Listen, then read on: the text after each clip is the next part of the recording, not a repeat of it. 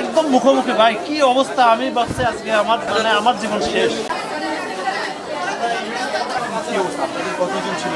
Almost 50+। আমি 2 নম্বর সিটে বসা। হ্যাঁ, আমার পাশে একজন মুরব্বী দাঁড়ানো, আমার আর একজন পাশে আমি জেগে আছি। প্রায় লোকে ঘুমাচ্ছে এই টাইমটা, মানে এই টাইমটা আসলে ঘুমানোর টাইম। সবাই ঘুমাচ্ছে, বাসে দূরপাল্লার যাত্রী সবাই আসলে ঘুমাচ্ছে চোখ বন্ধ করে। বাসের সামনেও ইঞ্জিন কভারের উপরে এখন ঈদের সময় ভিড় অনেক লোক।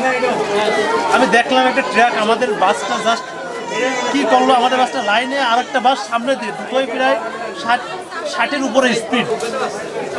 শুধু দেখলাম দুটা বাসের সঙ্গে ধাক্কা লাগলো, মানে একদম মুখোমুখি ভাই, কি অবস্থা! আমি ভাবছি আজকে আমার জীবন শেষ। আজকে হয়তো আমি আর বাঁচবো না। আমি ভাই জীবন মরণ নিয়ে আমি সিটটা ধরে রাখছি।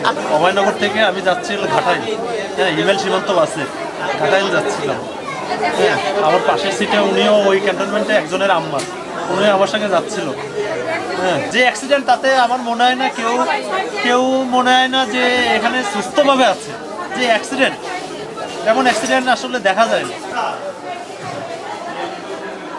বগুড়া থেকে সিরাজগঞ্জের কিছু লোক আছে, কুষ্টিয়ার লোক আছে, কিছু পাবনার লোক আছে, এরকম করে উঠাছি তাকে নিয়ে যাবে। কুষ্টিয়ার লোক আছে আপনার, এই যে কুষ্টিয়া এখান থেকে 5 কিলোমিটার করে ওই রোড অ্যাক্সিডেন্ট হয়। সিভিল একটা গাড়ির সাথে সেনাবাহিনীর একটা গাড়ি, সেনাবাহিনীরও গাড়ি সিভিল, কিন্তু সরকার থেকে ভাড়া করে দেওয়া।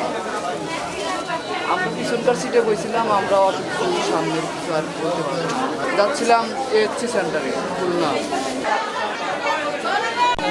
খুলনা থেকে জামালপুর দিকে যাচ্ছিলাম।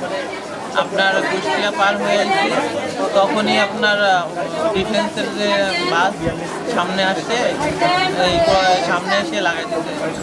আর সামনে আমার যারা ছিল তারা অলমোস্ট ডেট হয়ে গেছে। আমার পাশে আমি থাকি খুলনা, আমি একটা ইন্টারভিউর জন্য যাচ্ছিলাম জামালপুর। আমার একটা জব আছে এখানে, জবের জন্য যাচ্ছিলাম। 40 থেকে 42 জন আর্মি সদস্য ছিল এবং সিভিলিয়ান অন্যান্য সদস্যরাও ছিলেন, এবং তাদের মধ্য থেকে অনেক আর্মি সদস্যরাই এখানে আমরা দেখতে পাচ্ছি আহত হয়েছেন, তারা হসপিটালে এসছেন। আমরা এখন এক্সাক্ট সংখ্যাটা জানতে পারিনি আসলে এই হসপিটালে কতজন এসছে।